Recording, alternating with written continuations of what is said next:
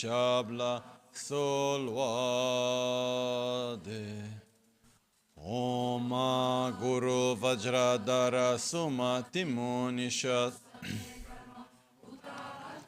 Shri Bhadra Varsa Manya Sarva Siddhi Hum Hum.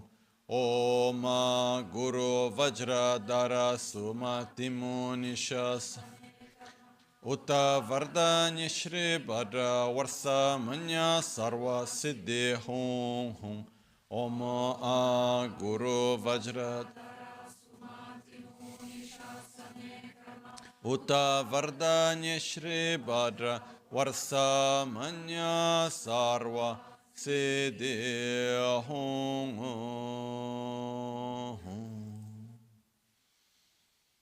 Pakyuke Kudan Dagi Lu Pakyuke Sundan Dagi Nga Pakyuke Tukdan Dagi Yi Tenyerme Chiktu Chingi Lo Makyuke Kudan Dagi Lu Makyuke Sundan Dagi Makyuke Tukdan Dagi Tenyerme Chiktu Chingi Lo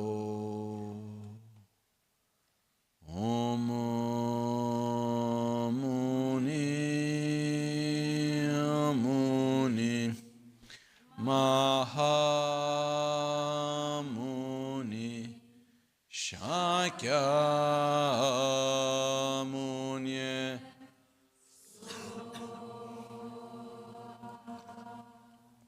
Om Muni Muni Mahamuni Shakya Muni Soha Om Muni Muni Mahamuni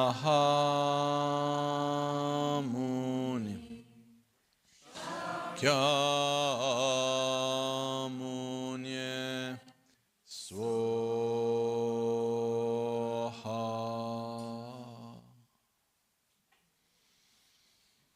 Sangye Chedan Tsoge Chonam La Chancho Pardo Dani Kyapsuchi Dagi Jinso Gibe Sonam Ki Drola Pinchira Sangye Druparasho Sangye Chedan Tsoge Chonam La Chancho Pardo Dani Kyapsuchi Dagi Jinso Gibe Sonam Ki Drola Pinchira Sangye Druparash Sangye Chedan Tsoge Jancho Pardo Dani Kyapsuchi Dagi Jinso Gibe Sonam Ki Drola Pinchira Sangye Druparasho. Nel Buddha, nel Dharma e nel Sangha prendo rifugio fino all'illuminazione. Con la pratica della generosità e delle altre perfezioni possa io ottenere lo stato di Buddha per il beneficio di tutti gli esseri senzienti. Namo yal haye ke da ludan chen ke rudanda mi ke nam da rogun ke ranum chet sampa tamche ke tu dagi cheten.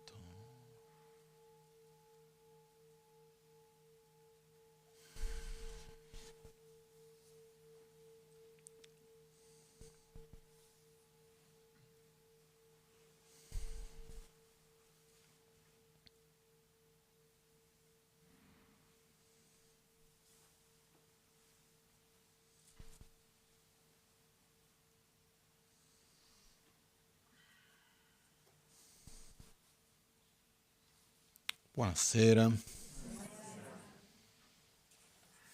Good evening.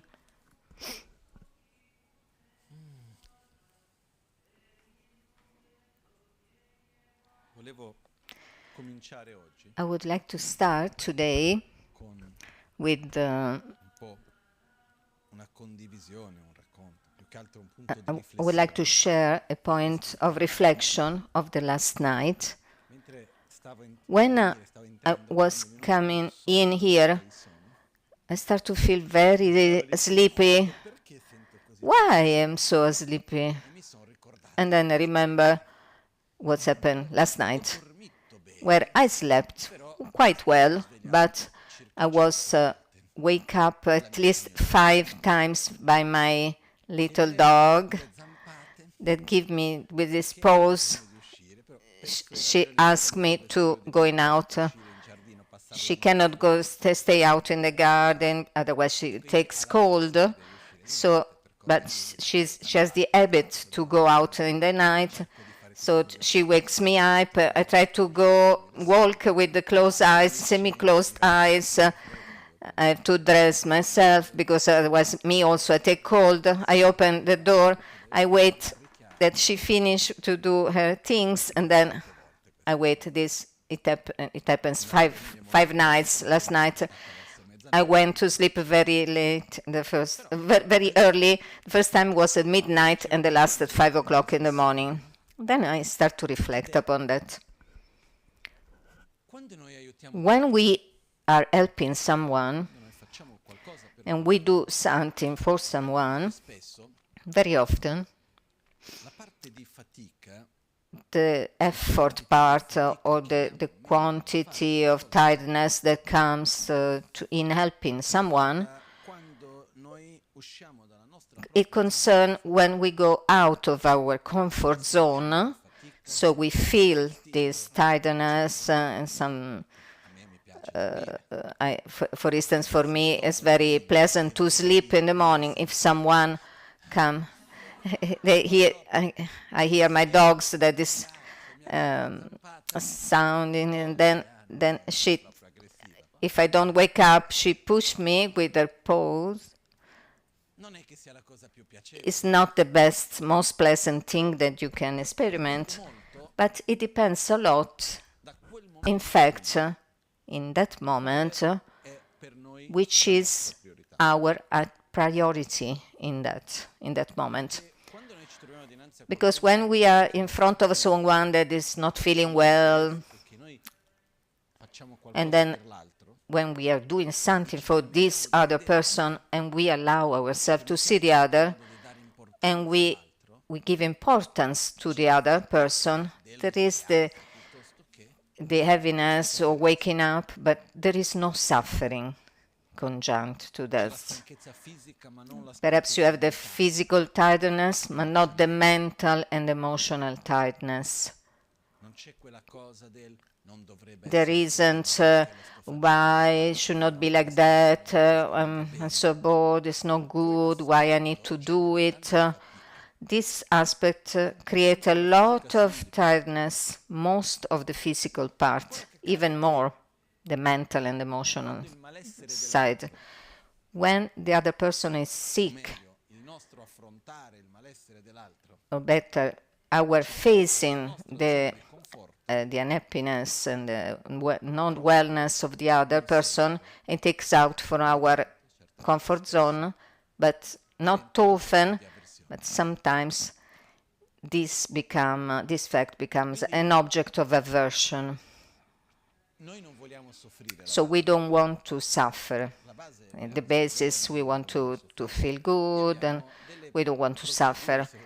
And then we have some procedures, so as a way of saying, very simple. When we have a feeling of pleasure towards people, beings, and situation with the pleasure, connected with pleasure, we develop attraction. Towards unpleasant feelings, we develop aversion.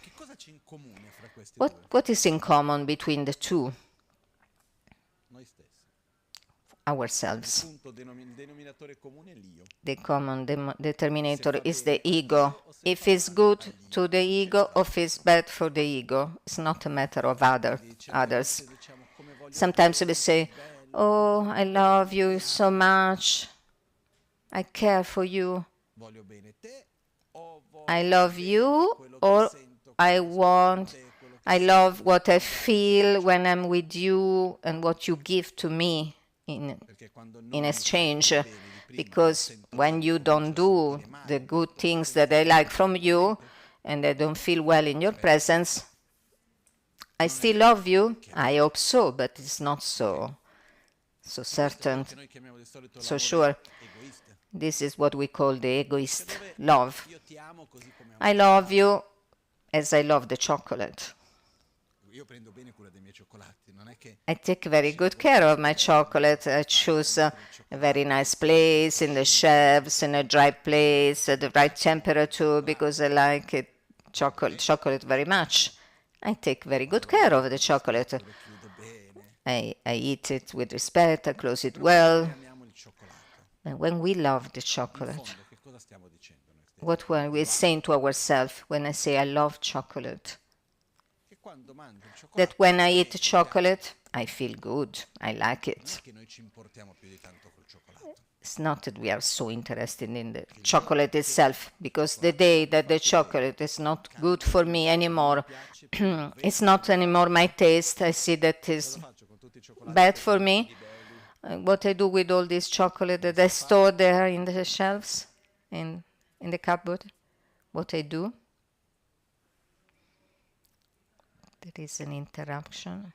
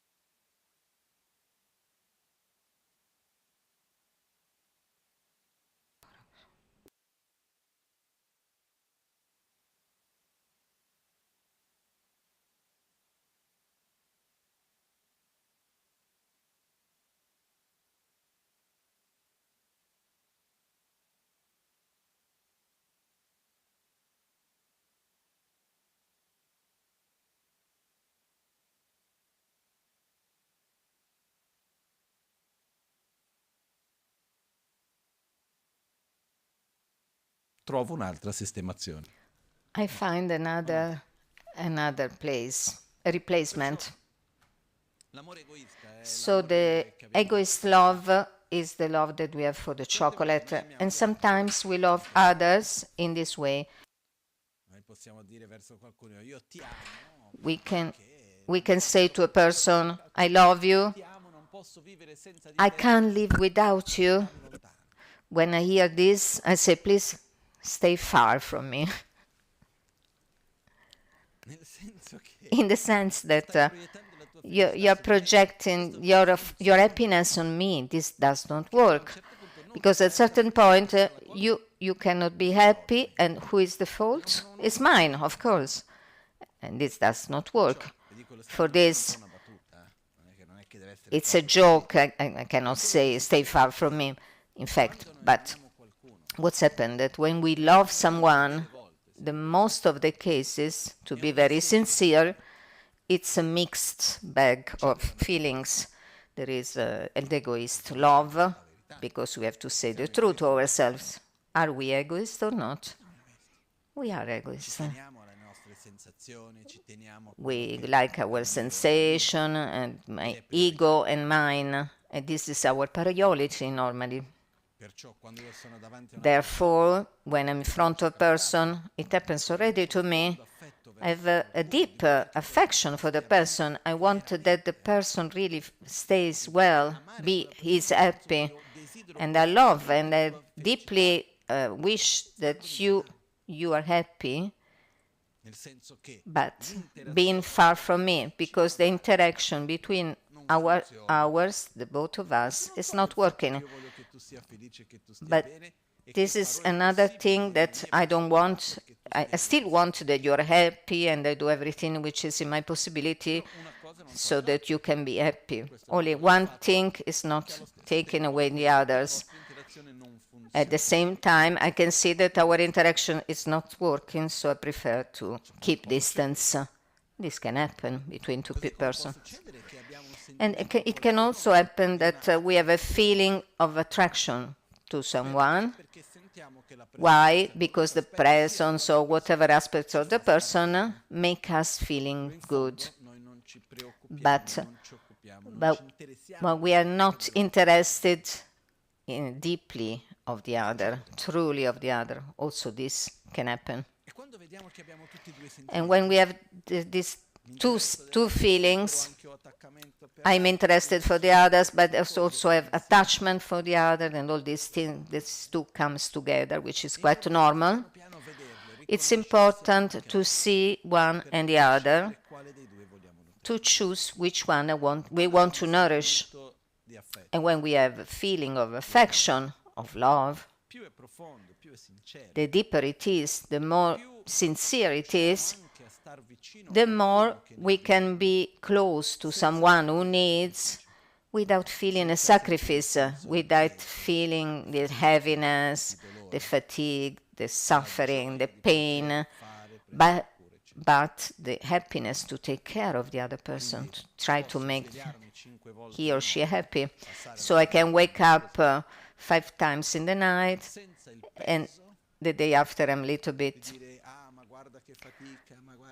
not clear. I could say, why I have this dog, why I choose to get a dog, why this, why that. This could be another reaction. But in fact, the most of our suffering, our tiredness, it's most mentally than the physically. When I work too much, I sleep. I go back now to Albagnano, we sleep in the car. Tomorrow, 7 o'clock, I have to go to Bergamo to leave again. I will sleep also. I don't have to drive. Before I was driving by myself all the time. Now I don't need, so I can sleep in the car when I travel. But what's happened when we feel that the suffering of the other start to take us out of our comfort zone, our tendency often is to generate aversion towards the other. So we generate aversion. There is a person near us. This person is in a particular moment of difficulties, takes some reactions, something that we don't like, that for us are really annoying. Inside ourselves, if we go out of our comfort zone, our tendency is to react with aversion, to start. Have you sent someone fuck off mentally without verbalizing, I love you, but I cannot stand this and that about you? Here we have something to do. First thing to do, very important, is that we talk long about this. We have to distinguish between behavior, actions, and people. I don't have any problem to say this behavior is horrible. This way of speaking, I don't like this way of speaking. That thing I'm not agreeing. But you are not that behavior. You have that behavior. You behave in a certain way. You have also other behaviors that I like. So what I feel, do I like you or do I don't like you? I don't like you. Each one of us is made by many contradictory aspects. We are the sum of that. So I love you. I really want that you are happy. The fact that I love you is not taking away that this behavior, I can't live it well. So I wish that you change this way of acting. And this doesn't take the fact that I can also make an effort to accept better, because at the end, it's our duty how we react. How do I live your behavior? It's my problem. It's not that it's not your problem that I don't want to take care of your behavior. Only you can take care of your behavior. I can try to help you to change, but it is up to everyone, each and every one of us, to take care. But when inside ourselves we can make this distinction, where we don't generalize on the person because of his behavior or her behavior. Because the tendency that we have sometimes, we take an attitude, an action, a behavior, we put a label on top and we generalize on the person. So we say, this person is ... That person is aggressive, annoying, but then I say, why she's unkind? Yesterday was kind. Yeah, but you didn't see in another moment. So I can say, this person is kind. I can say, in this moment it's not. You didn't see the other moment. The example what I did with the children. When we say, what makes a person a liar? Have you ever labeled someone as a liar? What is the factors who define the liar? A liar makes a liar. What is the base is the lie itself. If one is a liar, it must lie, he or she. How many times he or she needs to lie to be labeled as a liar? It's enough one time, one time each sentence, one lie a day, a lie when you are in difficulty, a lie when it was better to say the truth, a lie each time that was uncomfortable to say the truth. If was enough one time, then we are all liars. And a sincere person, which is the opposite to be a liar, what we need to be sincere, say the truth. How many times should say the truth to be a sincere person? Always. There is no sincere person. Is there here someone that always say the truth in any situation, in any moment? Who say like this, maybe as some kind of form of autism or something similar.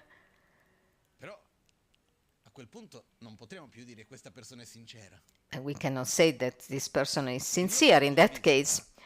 My point of view is that the reality is that there aren't sincere person and liars. There are people who say the truth and in certain contexts they lie. Someone is more often, a person can be more often sincere and another could lie more often. But there is not a person who categorically is totally a liar or a sincere person. And this brings to the fact when we say the person is, we can put any other adjective after. This person is good. It's always good in any situation, any context, or there is some little cases when he or she is not so good. This person is mean towards everybody in any moment. I don't think so. I never saw something like that. Normally, also people who do terrible things, they have someone who they love and they affection too. So don't generalize on a person. Don't say the person is, but try to judge the actions.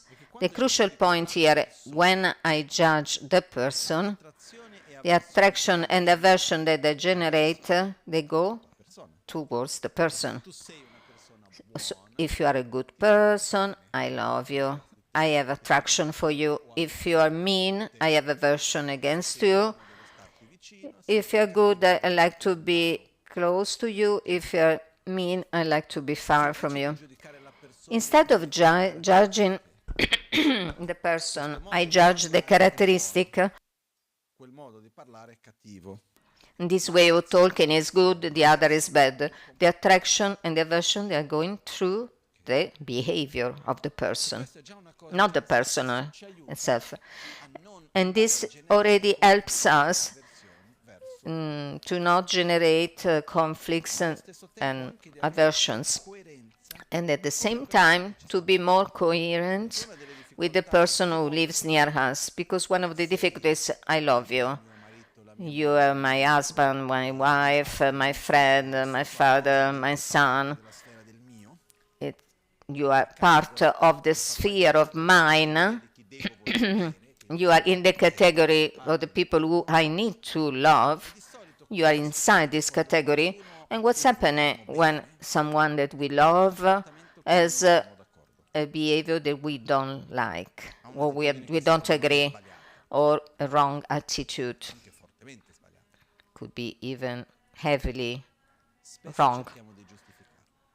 More often, we try to justify, and we want to cover, let's say, alleviate the judgment. No, but it's not really like that. It's a good person. In the comment, when someone comments about us, a negative comment on someone that we love, we try to justify, say, yes, but it's not like this, it's not really like that, it's a good person. Yes, it's aggressive, but have you seen the childhood that he has? Look, my father is extremely aggressive. But you didn't know my grandpa. You didn't met him. When this happens, when they are in the category that we love and their behavior we don't agree, we have the tendency to justify, or we victimize the person as a victim of their circumstances and so forth. And in the opposite case, someone that we have aversion, that we don't like,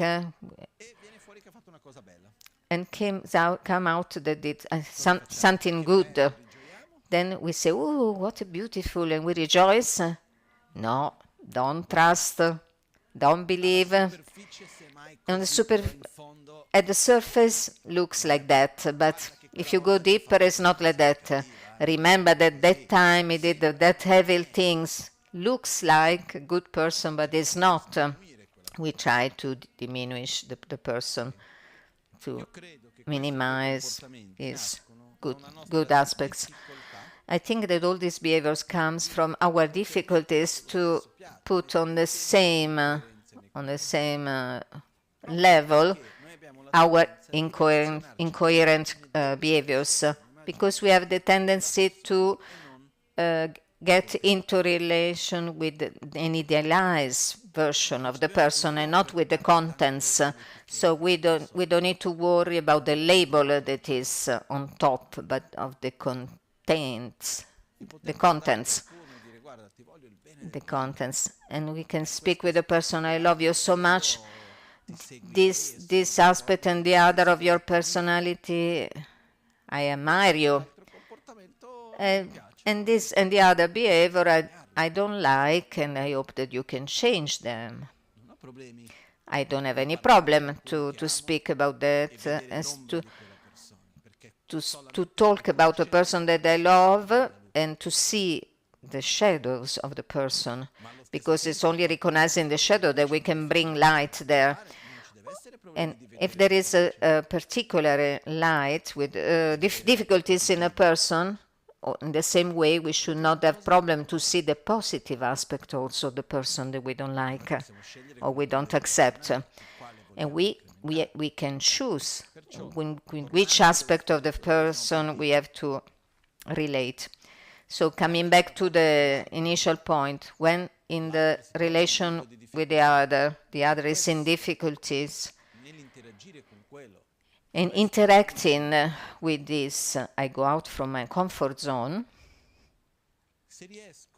If I can not attribute my exit from the comfort zone to the dog in this case, in the example, but to the situation, to a characteristics, my aversion is directed towards that. There is a person who behaves in this way because he's sick, so I attribute this coming out of my comfort zone to that sicknesses. So my aversion is going towards the sicknesses of the person. And this gives me energy and strength to face and help the person with his sicknesses. If I generalize on the person, it's even more tiring for us to help the person, even if we love the person. And when the other becomes the cause of our sufferings, instinctively we want to create a distance between us. The problem that when we generate this and we cannot face them in a short time, the tendency is that slowly they build up in ourselves. I want to share one of my experience. Many years ago, I was at Albagnano. I should have come to Milano, and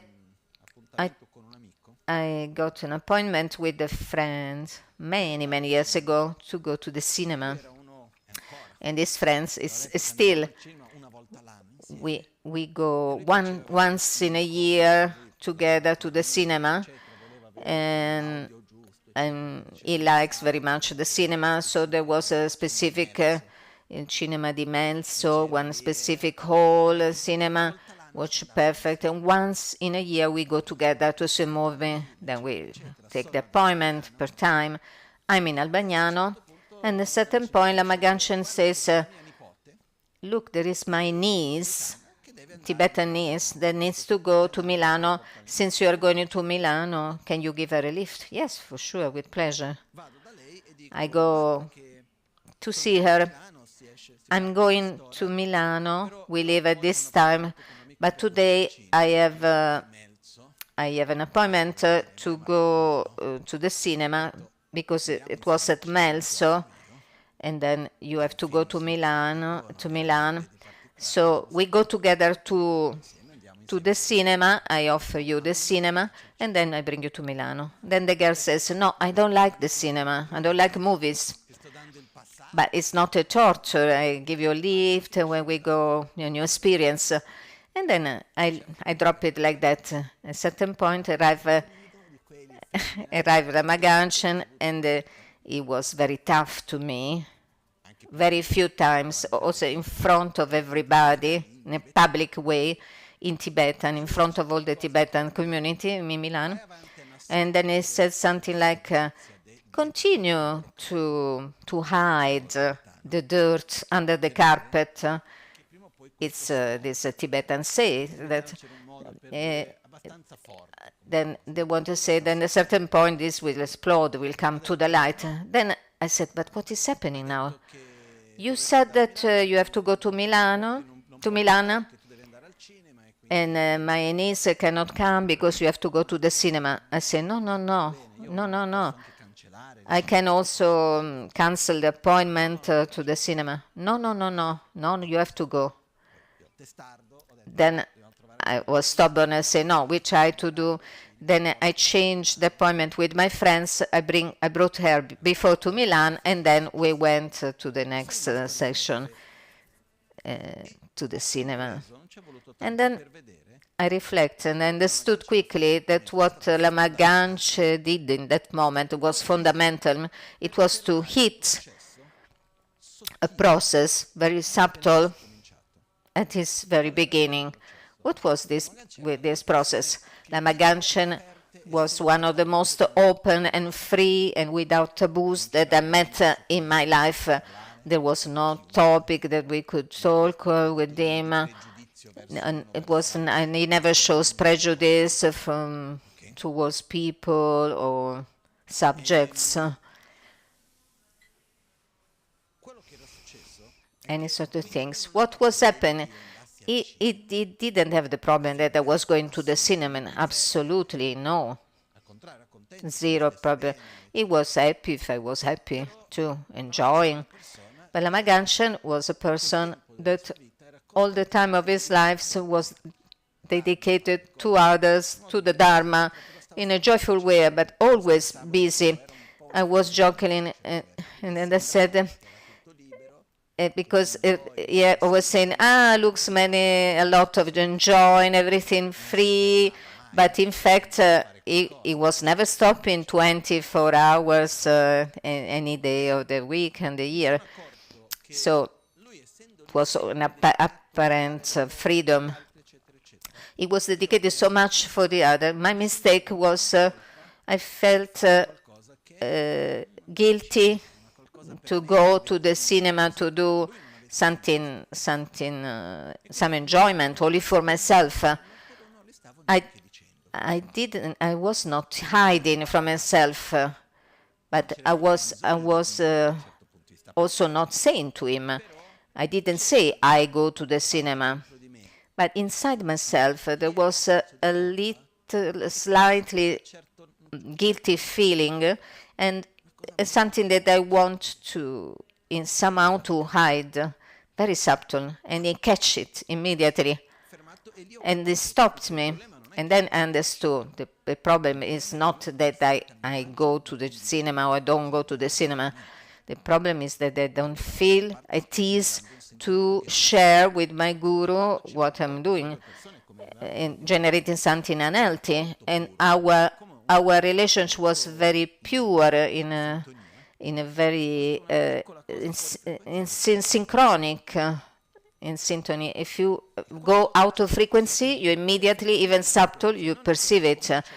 When something is completely in harmony, you have to catch immediately what is different, and if it's not stopped immediately, you need a lot of time to set it back and to come back on that point. I was very lucky, and also I didn't defend myself in that situation, because from the defense comes the counterattack, and then the version, why you did this, why you did in front of everybody, what is wrong in going to the cinema, and so forth. But because I have a deep trust that he loves me, but also the truth is, and a person who told me all the truth, the most important trust is that I trust that you love me, that my happiness is important for you, and so you will do your choice related to me, thinking to my wellness, my well-being. In this, I always have a total trust in him. When he was shouting to me, I didn't defend myself, and I start to listen. What I have to learn here? And then came this big lesson for me. When there is something very slightly that is going slightly out of syntony, we have to catch it immediately and stop it as soon as possible. And what's happened is that when we are close to a person, at a certain point, we connect our inner connections, and we connect an exit for our comfort zone, some discomfort inside, and we connect to the other person, our normal way of reacting, I go out of my comfort zone. Who is the guilty person? Someone which is in front of me. And then there starts the conflict. I love you, but I don't want to be with you. I love you, but these things I don't like. I start to generate aversion. Can happen the first situation, then this aversion start to work inside me. Okay, the situation is finished, I'm okay. Then a similar situation starts again, and we go out of our comfort zone. More easy, we start to generate aversion, and this is working inside, and we are in front of the person, and we cannot connect anymore with the feeling of love, affection, and we can't also explain to ourselves why. What is the reason? We cannot point out which reason. It's something that in a subtle way works inside of us. I don't know if you can recognize this in yourself. And it's very delicate.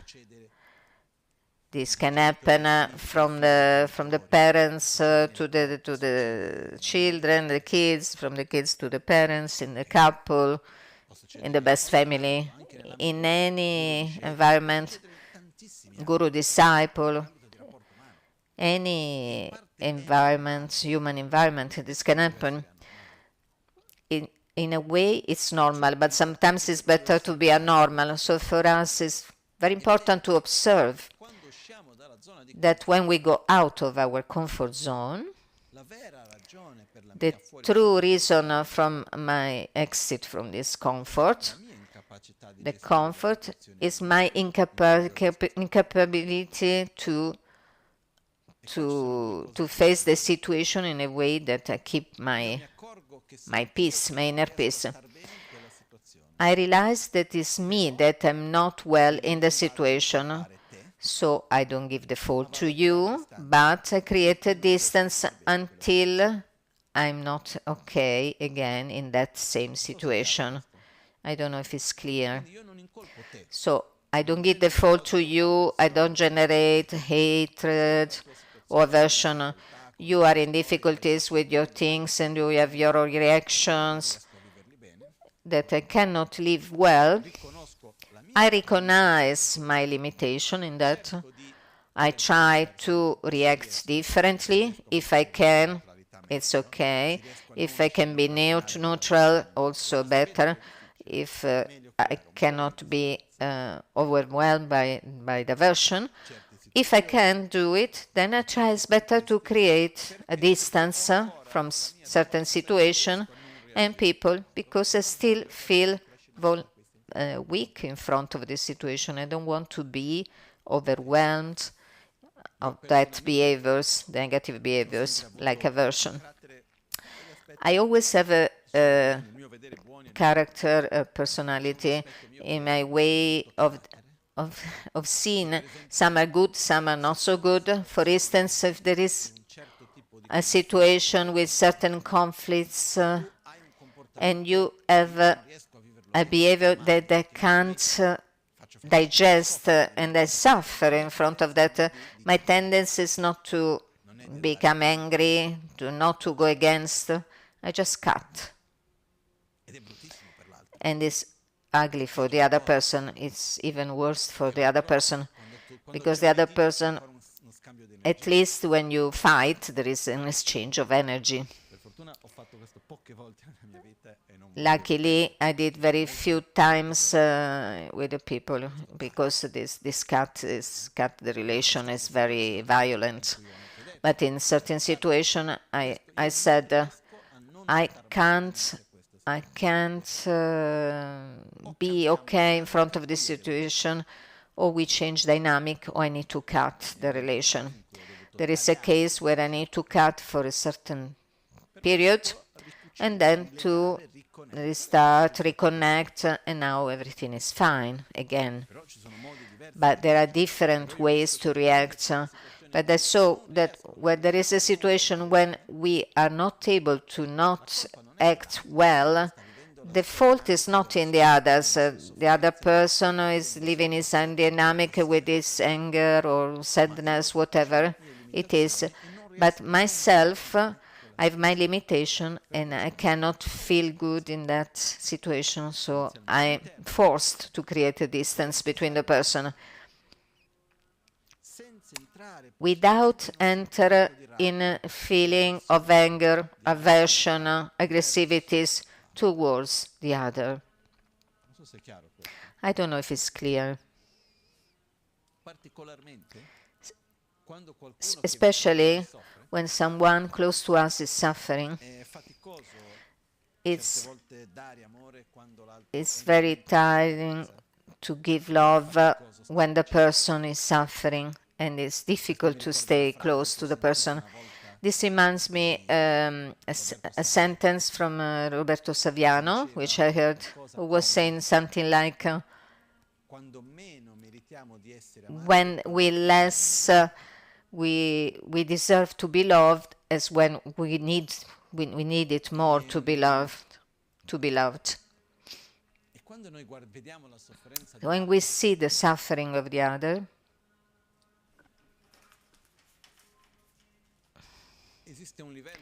exists a level where I see the suffering, and there is another level where I see the causes of suffering, and I see the manifestations of suffering, and I try to see that everything is connected.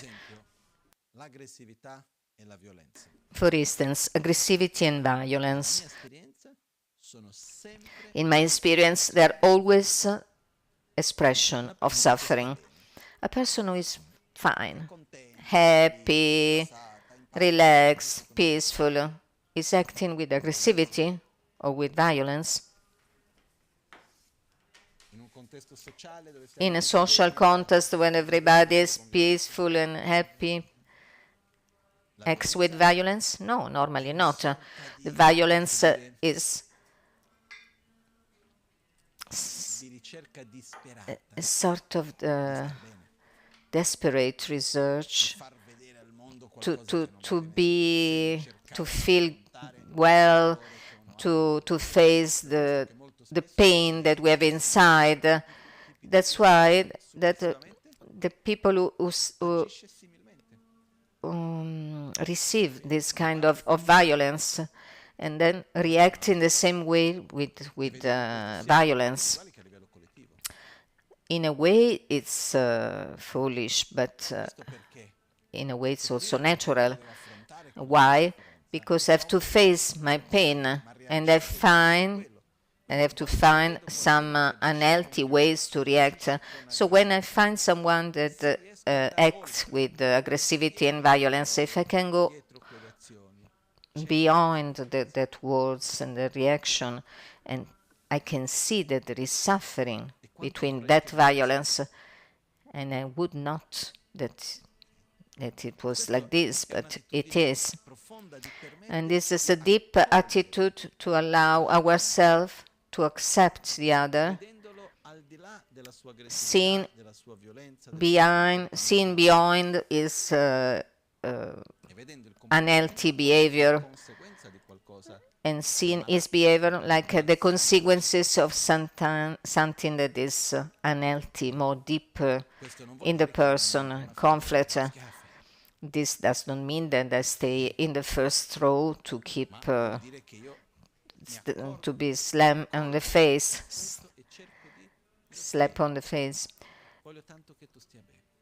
I accept this and I say to myself, I really want that you are happy.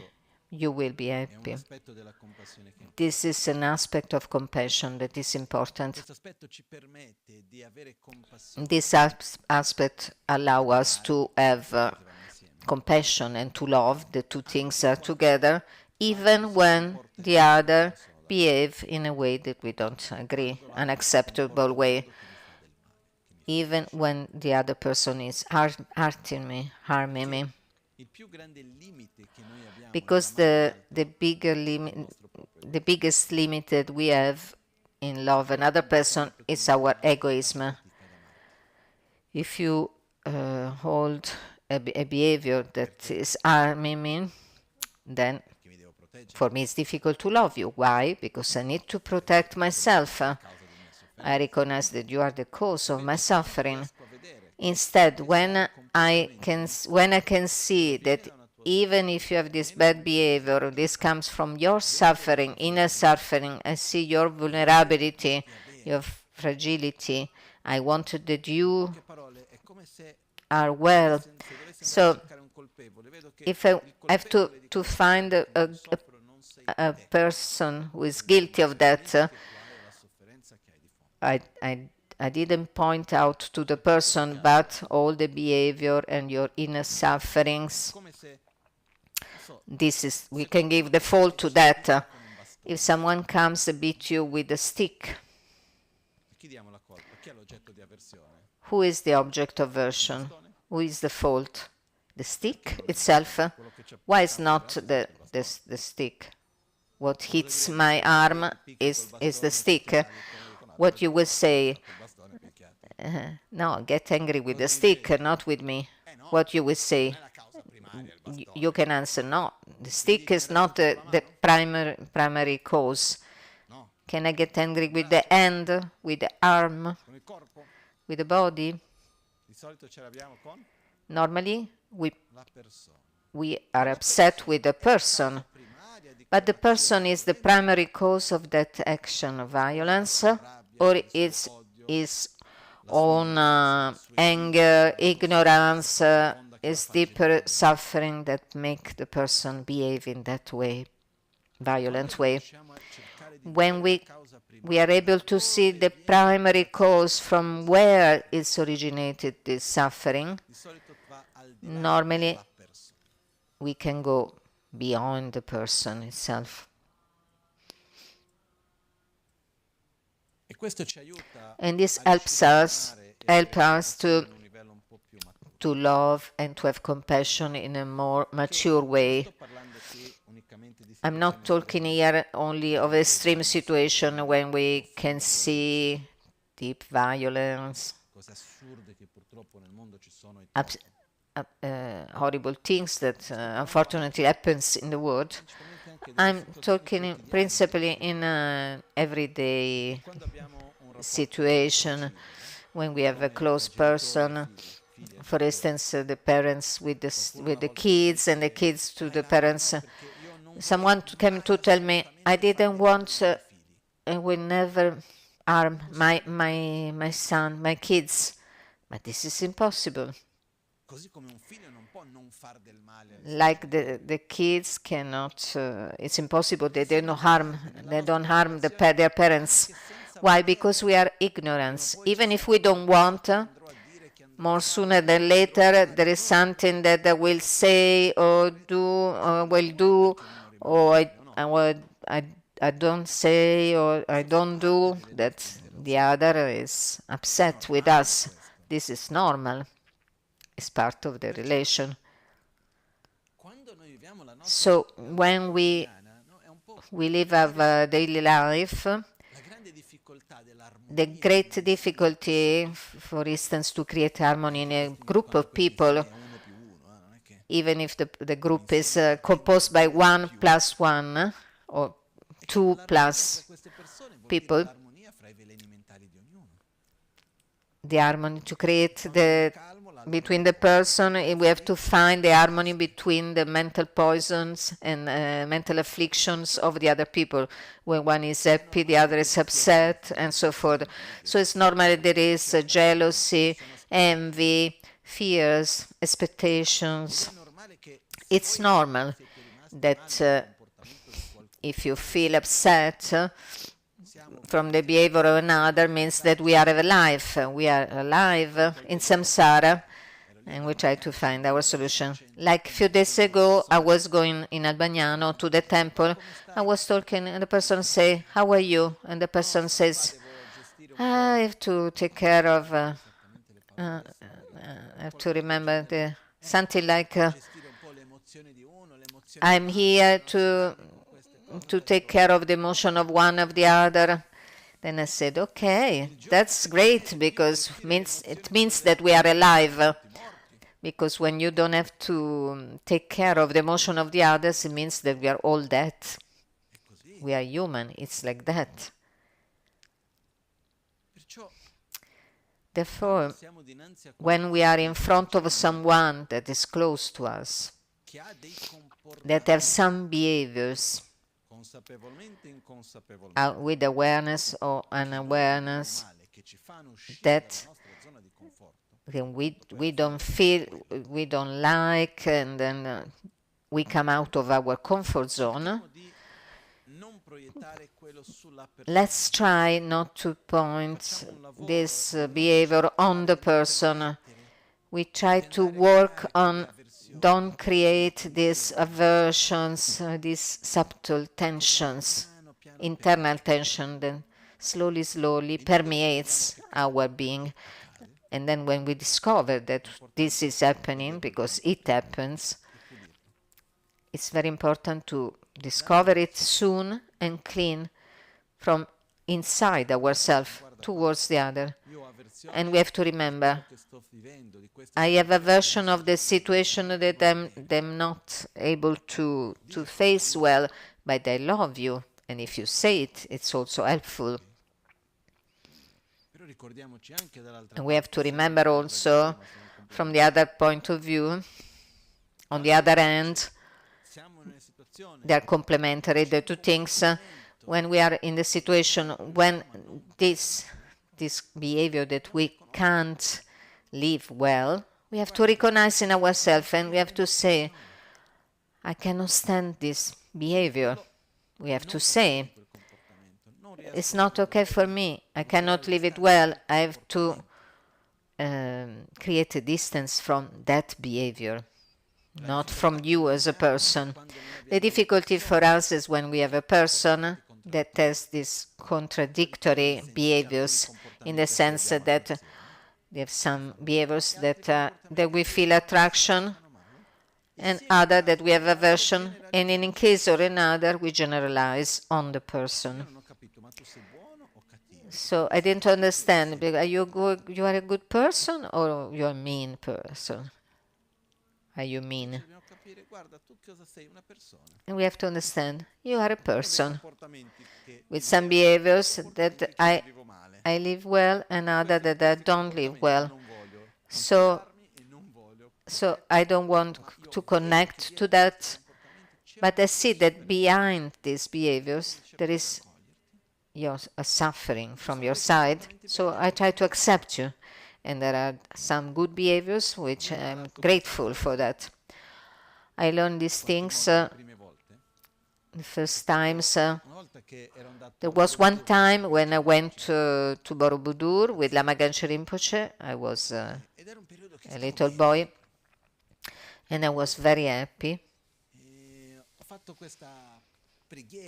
And I make a request in the form of prayer. I would like to learn more, to face more difficulties, because I say, how can I help someone if my life is always fine, always perfect? How can I help a person who, particularly on a person which I never live that situation? I just need to ask. In a very short while, there starts a degeneration process, a very degenerative process, and I see many difficult situations. So discrimination, aggressivity, subtle, hidden aggressivity, passive-aggressive attitude. And the thing who helps me in that bad period was to make a distinction between the things the things that you did for me, I feel grateful for, and other behaviors which I need to create a certain distance. Then there was a situation,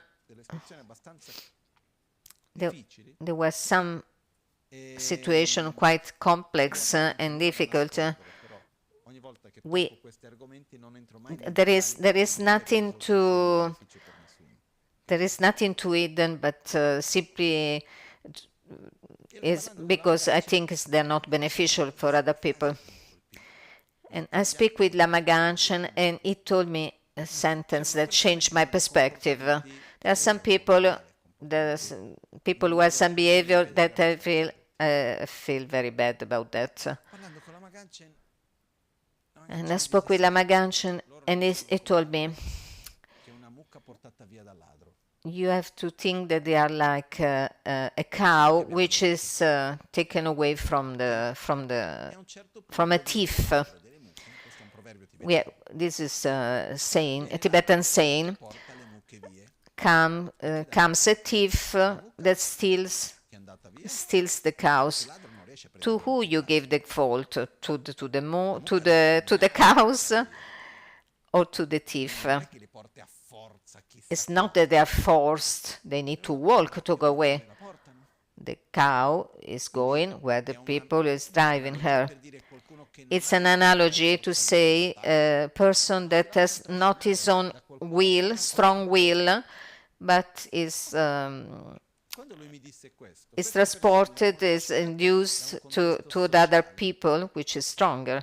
And these people were influenced by the social context that was stronger than their will, and this helps me to see their weakness, and this pacifies me a lot, because I simply say to myself, I just keep a certain distance, and I keep gratitude for the good that I receive from them, and I feel peaceful again.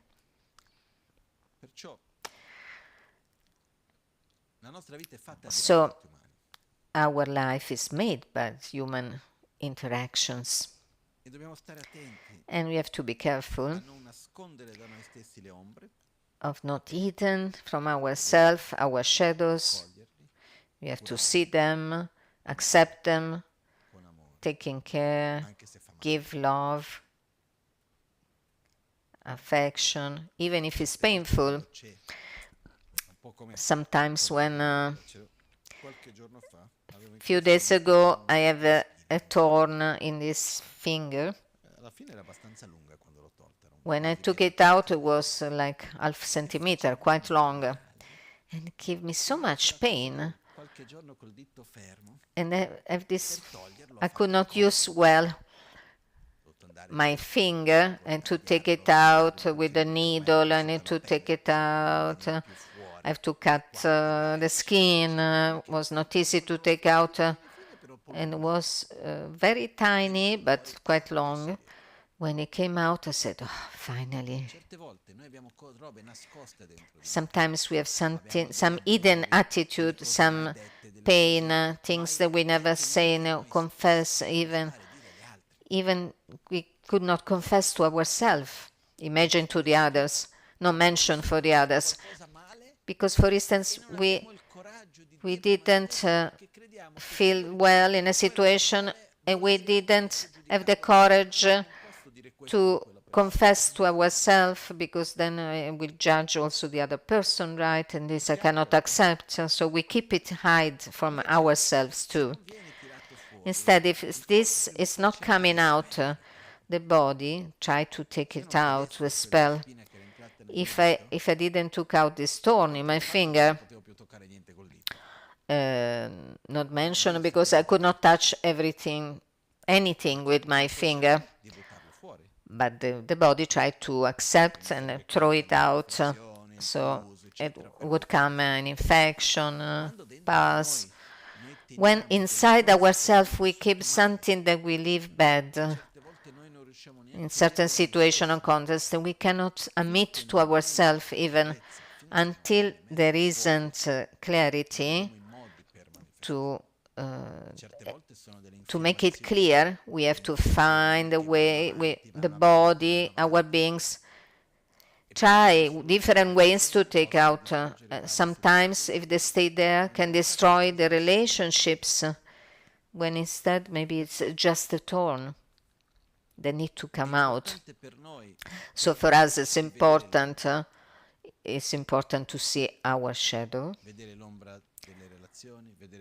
the shadow in the relationship, in our relation with the other. Not so much the shadow in the other, but the shadow in myself. How do I live in this situation? There is something that I didn't feel okay. Not to point a finger against the other, but to allow ourselves to bring light in the shadow. At the same time, I can see your shadow and your difficulties, so I can accept you and I don't give the fault to you. So naturally, it's difficult to me to express in words, but it's a natural healing process that is generating this in these cases. So my point is, we need to be careful not to cultivate tension and aversion of the small things that are very tiny, but they become big. And where they are already existing, we have to allow ourselves to see them, accept them with affection for ourselves and from the other, and allow ourselves to let it go, because there is something that is really not beneficial, is to hold inside ourselves regret and aversion. This is something poisoning, and sometimes it's there. Not only what happens 10 years ago, but this morning, this afternoon, last week.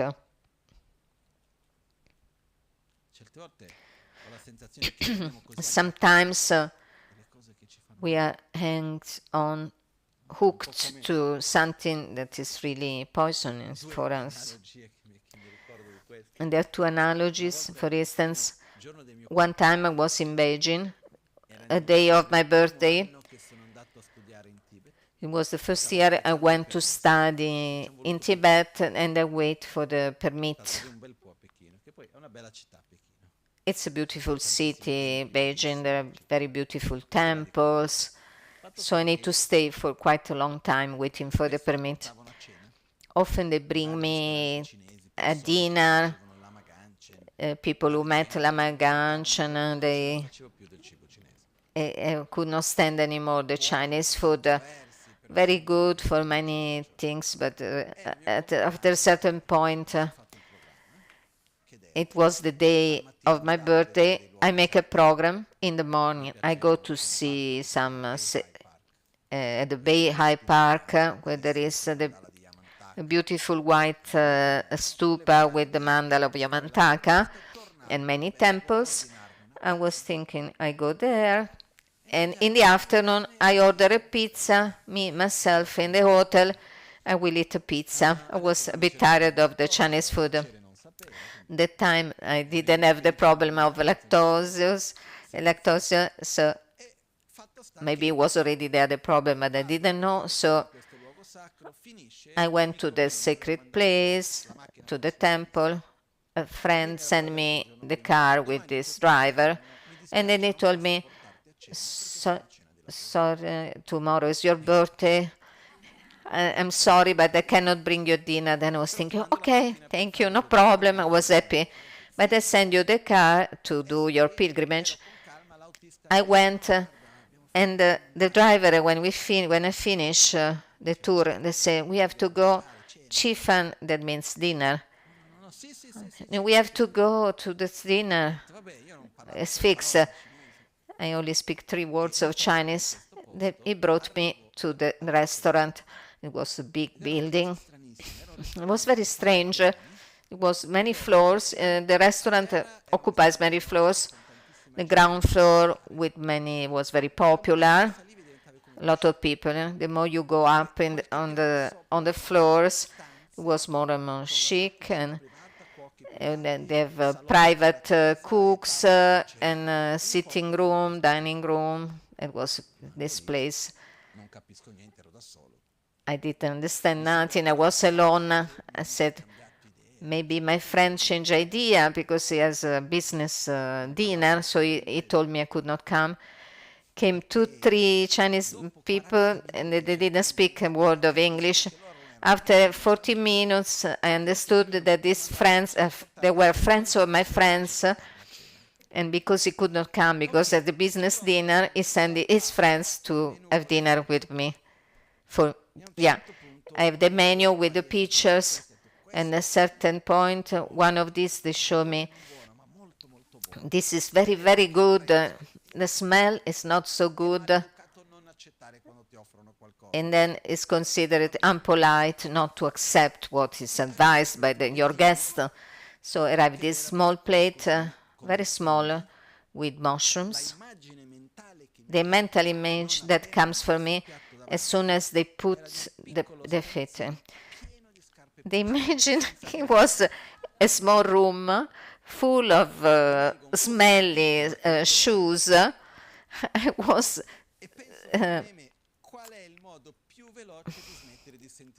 I was confused by the strong smell, horrible smell, and I thought, what is the shortcut? It was to eat as soon as possible, and take away the plate because it was smelling. So this reminds me something. When there is something that has a bad smell or a bad taste, the choices are, or you eat it, or you throw it out, you spit it out. But if the point is the bad smell, you cannot keep in front for long. The other analogy was when we travel in Tibet, we stop in a village, many people, and the local people, the farmers, they were very nice.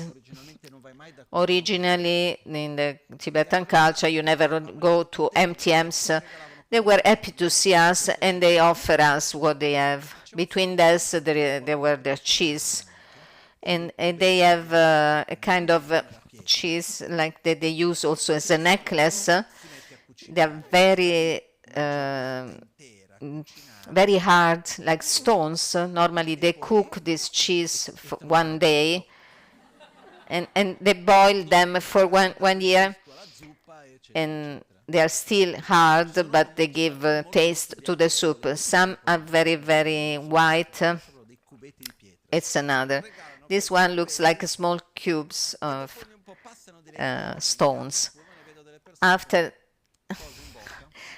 in Pullman, after hours, there were some people who still have this piece of cheese in the mouth, and they didn't spit out. You cannot swallow it down because it was too thick. You cannot chew it, so they keep in the mouth. Then I went to them and said, if you like, you can still keep in the mouth, but if you don't like, you can take it out. Otherwise, if we go back to Italy, it was still there, this kind of cheese. So when there is something that we don't like, example, bad taste in the mouth, or you swallow or you spit, you don't keep it in the mouth. For education, I see sometimes people, there are example people who are not happy in the jobs, but then they bring at home, they bring the person at home, they bring the person, they go on holiday, still thinking why this person in holiday, they still think to the co-worker. They say, please forget about him, no? Leave it, let it go. Don't think about that. When we remember something that we don't like, our body is reacting like if we have the thing in front of us. When there is something that we don't like, a situation that we don't like, we try to face it at best at the moment, and then we put energy on other things without pretending that it's not there. We have to accept accept our shadow, see our wounds, inner wounds, to heal them, but at the same time, we don't need to repeat them and to reinforce them. Okay. For this, to have a relation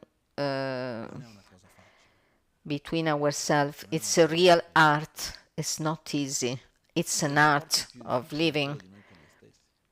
But the most difficult relationship is something with the relation that we have with ourselves. And this we cannot escape. We try with the social media, with the pleasures, with alcohol, drugs, and so forth. We try to escape from our feeling. We have to escape from ourselves. This reminds me, Jitsuma Palmo, it's a Western nun. When she was about 20, she became in the 60s, she became a nun. She went to India. Long story short, she did a retreat of 12 years in a cave alone. One day, after this, someone asked her to stay so long in a cave alone. It's not a way to escape the world, a sort of escapism. You isolate yourself. It's not that you try to escape from something. And she said, no, in reality it's the opposite. When you are alone with yourself, you cannot point a finger outside anymore. At the beginning, you feel bad, you try to find the guilty person. And after some times, you are alone. The way that you wake up unhappy, you cannot give the fault to anybody. You are alone. The day you miss something, you are alone.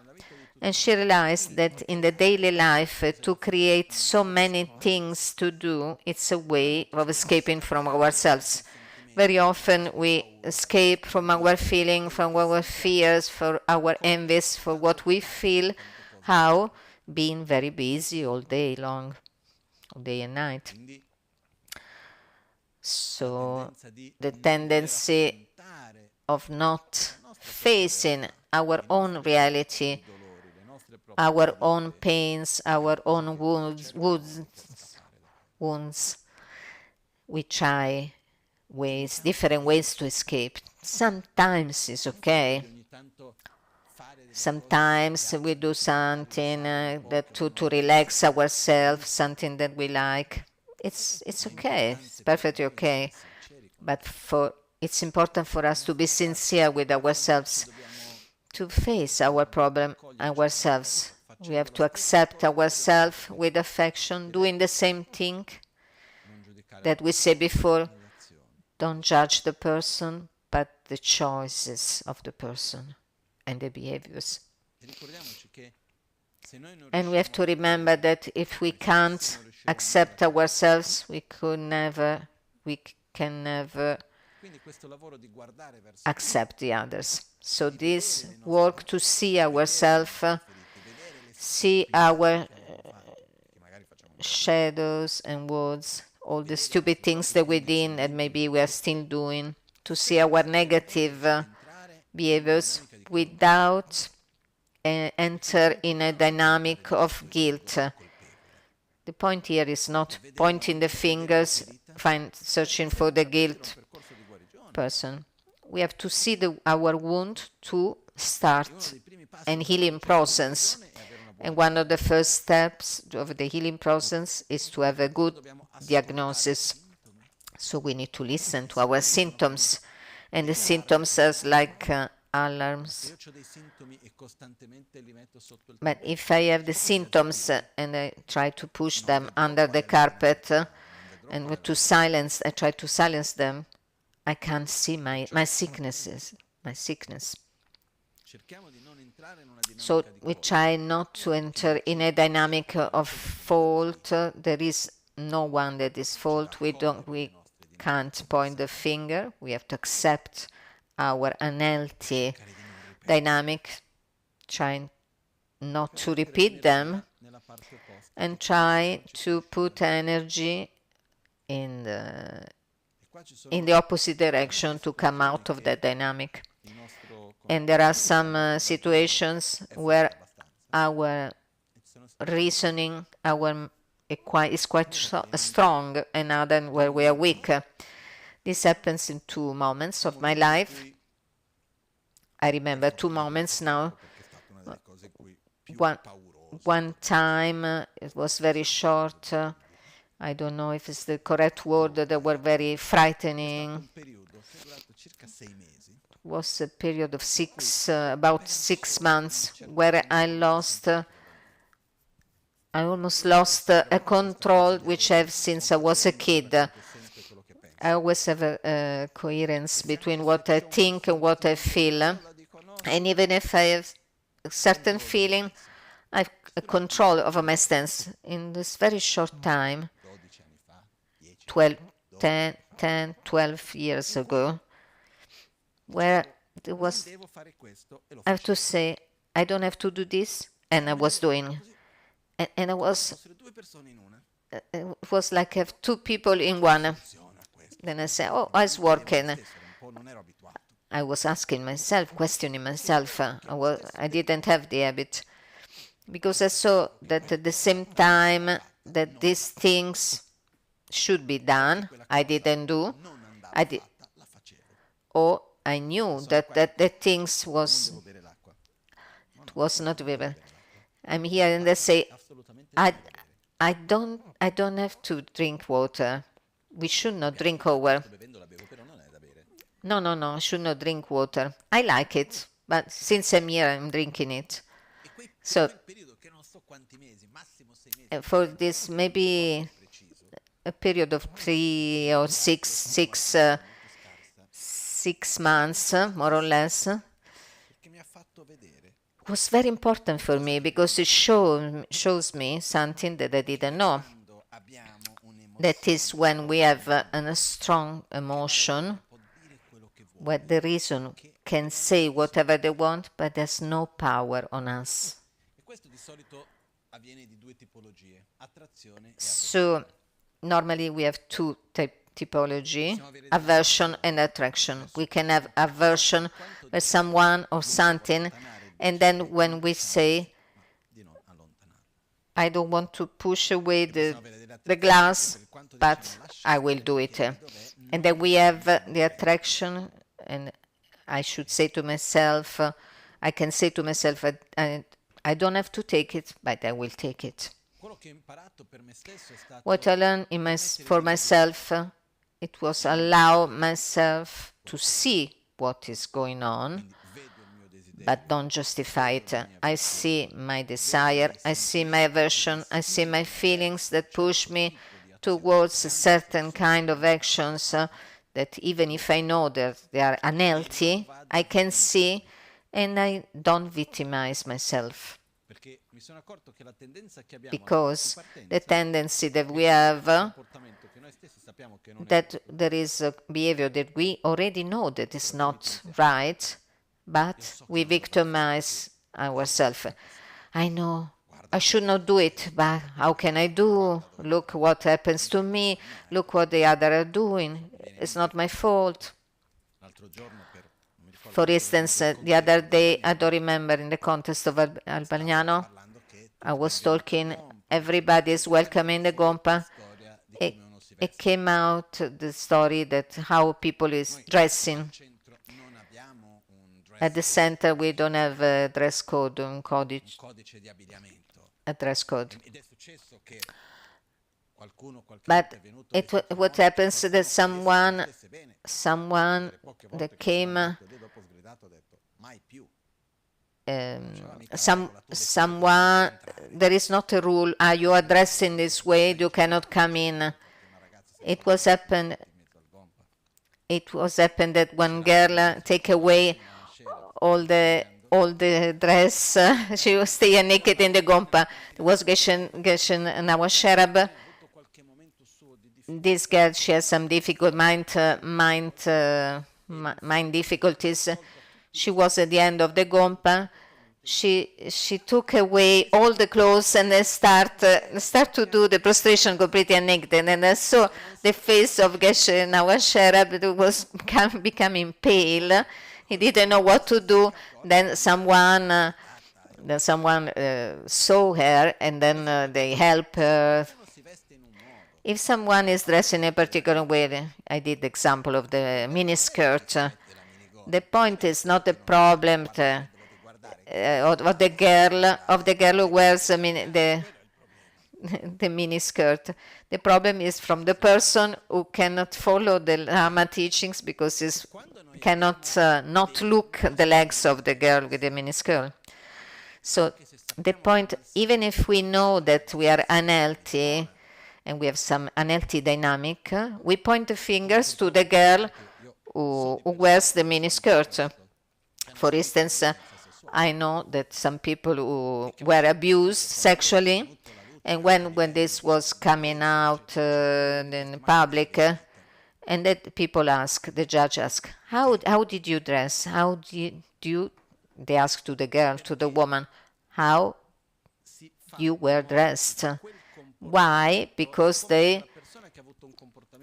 it's like the person who gets they victimize the person that has a bad behavior, such as the violence, and they point the fingers on the girl. This is an extreme example, of course. It's more easy to understand. It's obvious that if there is a violence, the victim is the woman and not the man. We cannot give the fault how she was dressed. But in the same way, in a subtle way, when we discover that we have a behavior that is not correct, we try to victimize ourselves and give the fault to the others. Why we behave in that? I know I didn't behave well, but look at the other people. Look what they do. I cannot do different. And when we victimize ourselves in front of our unhealthy behaviors, our tendency is to take out the responsibility on ourselves, and we don't make effort to change that bad behavior. If I have a behavior of sexual violence and I give the fault to the girl because she's dressed in a way or another, the point is not that I don't have to face my incapacity to control my desires. I have to be sure that no one dressed in that way, so I will be not disturbed or provoked by that. And on other levels, we do the same. Because when we recognize that we have these unhealthy behaviors, unhealthy conduct, because the interesting thing is that the person who is behaving bad is not sane. It is saying, in other words, I am the victim because it's not my bad conduct, but the fault is on the other person, victimizing himself. When instead we say, I did a mistake because I cannot control my impulses. I have a certain kind of desires which I cannot hold myself. I'm sorry, I did a mistake, and I put effort in change my own shadows and not give the fault to the other. And this covers many, many levels in our lives of each one of us. The important is try not to victimize yourself, and at the same time, how can I say, not victimize by ourselves? Because when we have the fault, the guilty feelings, we are the victim of ourselves, and also this doesn't work. And here there is another very strange dynamic. I feel guilty because I did this one, so I need to suffer. But when I suffer enough, I'm okay again. No, it doesn't matter if you suffer or don't suffer. The point is that you have to stop to behave in that way. No, but I pay my bill for what I did negative so I can repeat. For instance, there were two friends and two people were in the Red Square in the 94 in Moscow. Two Italians, they have a discussion with the Russian guy, and they start to come to the answer. And one of these give a fist, hit the other. Came the police and they say, okay, you have to pay $50 because you beat one time. Then he said, okay, I'll give you 100 and he beat the person the second time. I suffer a thought for that quantity, so I will repeat. No, the point is to recognize that my behavior is unhealthy, and I can recognize that he has some roots. I take the courage to watch myself in my eyes, to see the root of the problem, and do a job in order to not repeat that bad behavior. I don't have to punish myself or suffer. The punishment does not work. Does not need.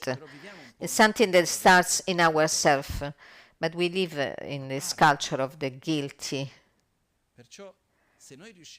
Of the guilt. Yeah. So if we can accept ourselves in a way that we don't have to feel ourselves guilty, but we can see our unhealthy behaviors in the way of acting physically, in the way of talking, and in the way of thinking. I recognize which are the behaviors which are unhealthy.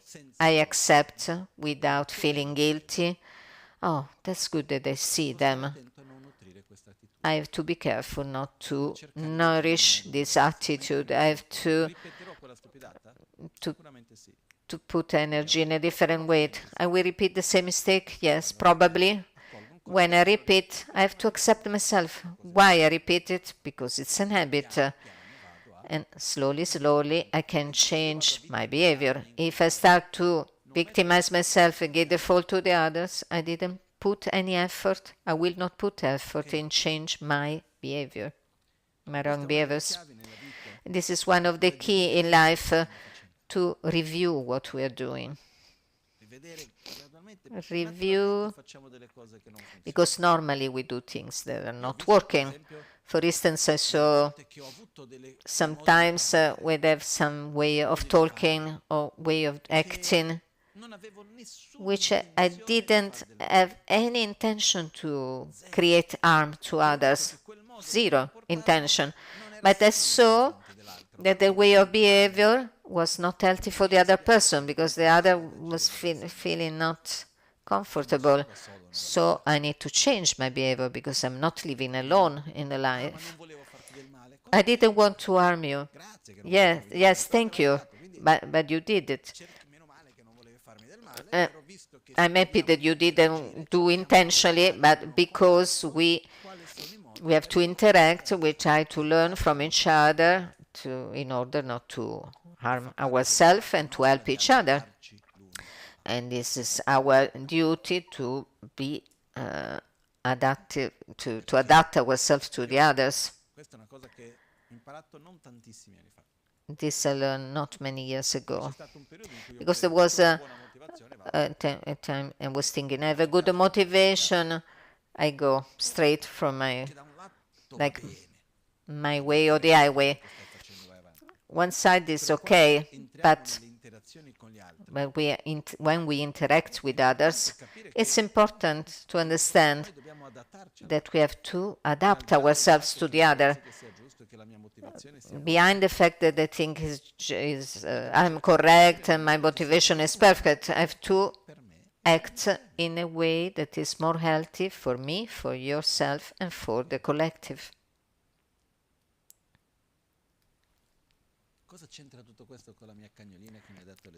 What all this to do with the Dana who wakes up in the night, last night, that we always receive some heavy touch from other people, even from people who we love, that bring us out of our comfort zone. If we can accept the other, we are able to not generate aversion. When we can see the present moment of the other, we become able to not generate all this inner tension that are growing inside us. We can wait that the person is finishing his process of growing, of suffering. So relationship, as we said, is like an art. I saw in different contexts and sources. And then we can say, because we Italian, all the culture in all the contexts, from the monasteries in Tibet, in Brazil, or in any other place of the world, it's always something, the relationships are always something, a matter very delicate and complex. And so it's one of the main points where we have to put energy trying to relate in a healthy way from our side.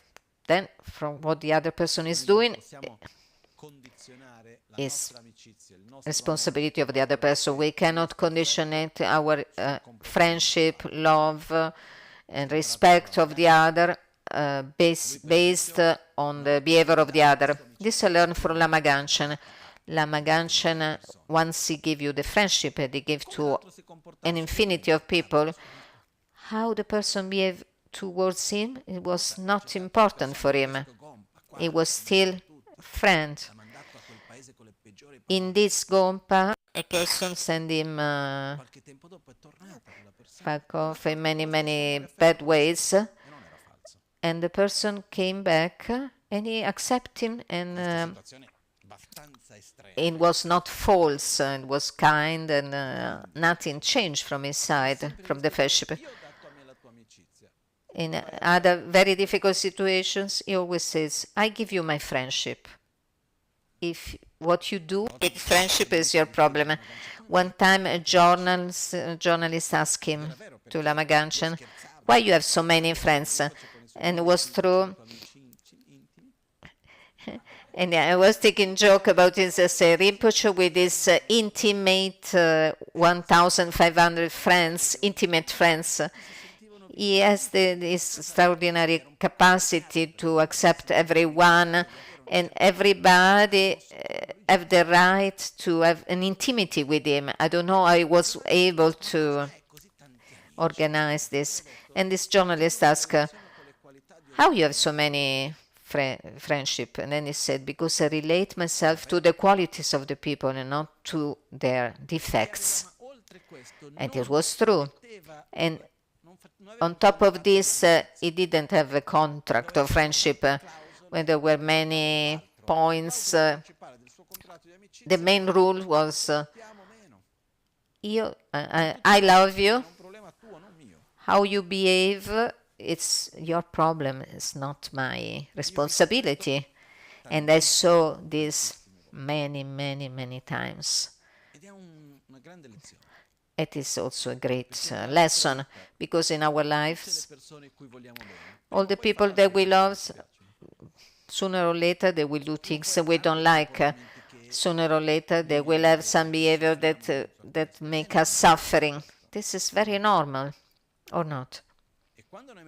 And then we put the contract, because you can be my friend if you have to behave in the way as I want. You cannot do this and you have to do that. So it's difficult to keep this kind of contract.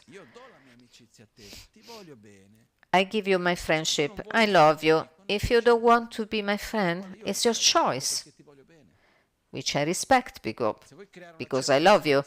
If you want to create a certain distance, it's your choice. If you have a behavior which is not healthy between us, I cannot live it well, I take distance from you, but I still love you. And this brings us to the fact that the only person who has love and who can give love, the only person who can make us feel anger or love towards a person is only ourselves. But sometimes we give this power to the other. But the true power resides in ourselves. So coming back to the starting point, we have to be careful in order not to create small aversion, small tensions, then slowly, slowly they grow up with the time towards people that we live together, our parents, relatives, in the workplace, wherever. A person told me, not this, it's not, with you it will not happen. Then I said, but you don't know me very well. I don't think to be an easy person to live with. I have my fixed ideas, my stories. Everyone has got his own.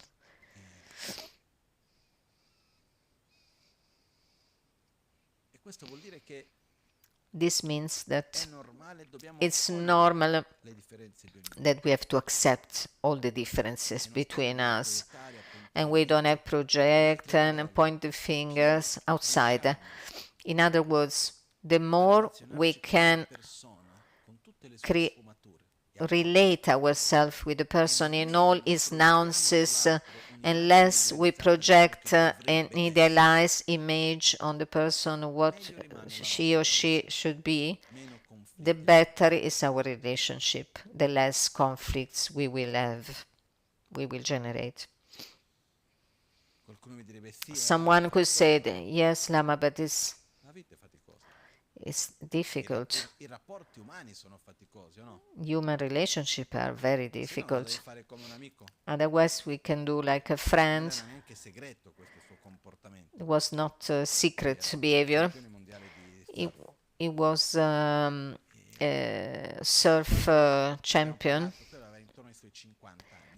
He was around 50. He said in a very transparent way, I love to fall in love. I don't love the rest of the story. I just like to fall in love. And I say to every girl where I meet, I like the flirting and this side. And then when this is finished, I go to another. And he goes on. He went on for many, many years. But then one girl was pregnant, then he need to change behavior. But the truth and the other relationships each phase of the relationship has its own beauty. So it's not possible to make a relation only in the falling in love phase, because sooner or later the person, the nature of desire, the person has something that behavior that we don't like, the nature of the desire, it also brings insatisfaction. So the healthy way is I see your shadow and your light, and I choose to relate myself to your light, and I help you to see your shadow and help yourself to save your shadows. Where I cannot help, still remains your shadow, but I don't take upon myself, because this is brings to the last point, which is some people, we are in front of people who we love very much, but they are sick, they are unwell. I think this happened to everybody. What we can do, we offer the best of ourselves, with the awareness that each one of us has his own life, and everybody has his own time. in its own capacity. So I'm here for you with all my being, but without the arrogance to resolve your life, without the expectation that that I can resolve your life, what you should have understand or you should have done. I can say to myself what I would like, what you can become, but I cannot say what you should be. I would like that you could be a person calm and kind, but in this moment you are an anxious and nervous person and so forth.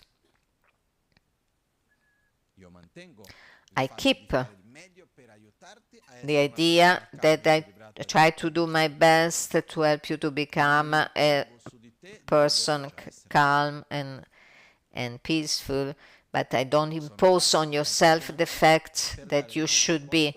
So I'm here beside you to accept you as you are, because the fact that you have a shadow side, it does not exclude that you have the light. I can see your light, I can see your shadow, and I'm here side by side to you to help you, and I don't put on yourself the weight that you should be different, because to put this heavy weight on the person is very it's wrong. If there is a person who is sick, I will do everything to help you, but I don't impose on yourself that you should be already healed, and also that I should be the one who heal you.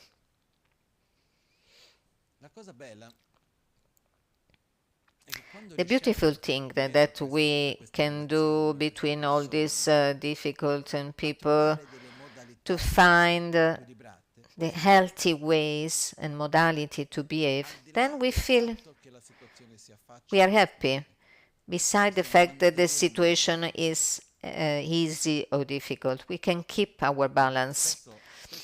Often I live many situations. People, they ask me, I said, yes, I'm fine, but if I have to make the list of the problems, it's very long. But I'm okay, not in the sense that everything is perfect, but in the sense that in that moment I can relate to all these factors and I keep my balance, and I'm still okay. And this is one of the important keys. And the crucial points are the relationships. So a lot of loves, few expectations. We judge the aspects, the behaviors, and not the people, starting from ourselves, with ourselves.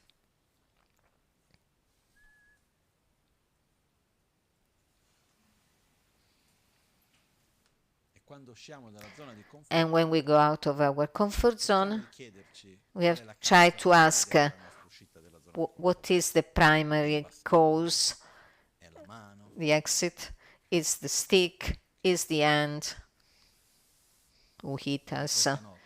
Like last night, who was the cause of my exit from the comfort zone? It was the air sound. Is the Dana? Is Dana my little dog Dana? Or was her anxiety, her need to go out because the door was closed? That maybe this also derives from sicknesses. When you can see the cause beyond the person, you don't have the problem with the person. And this changes a lot. Change the things a lot. Maybe you can give less water in the night, so she don't need to pee all the night so many times. Or sometimes we give some melatonin in the evening to Dana. my dog. We try to help the other. The point is not the other, but the difficulty that the other is facing, and we try to help. So who was the fault who didn't allow me to sleep? It was Dana, or it was the anxiety or too much water that she drinks of Dana? Since we cannot talk in words with Dana, to understand each other is a little bit more difficult, but the cause is beyond the being, the person. So there is something wrong, we go to the veterinarian, and we don't go against the being. And this is applicable to everyone, from ourselves, in ourselves, and ourselves to the others. We do our dedications. Then I want to remember that next week I will not be here. I will be in the other continent. I will shortly go to Canada and Stati Uniti, only 4 days, and then we'll be back. That's why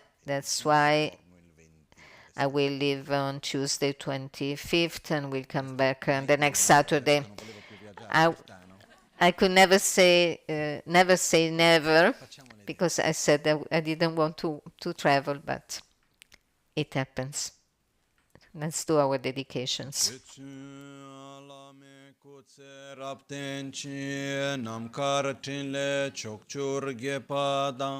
Losan tempe dreme sasum ki drove munsel taktu ne gyurchi kewa kuntu yanda lama dang dralme cheki pela longche chi sada lamge yente rabzone dorje change kopanyur tob sho nimo dele tsendele Nime kuyan delekşin, ninsen takto delekpe, kuncho sumki chingilop, kuncho sumki ngor, kuncho sumki trashisho. All'alba o al tramonto, di notte o durante il giorno, possono i tre gioielli concederci le loro benedizioni. Possono aiutarci ad ottenere tutte le realizzazioni e cospargere il sentiero della nostra auspicio. Trascidele. Buona serata a tutti. Grazie. Grazie.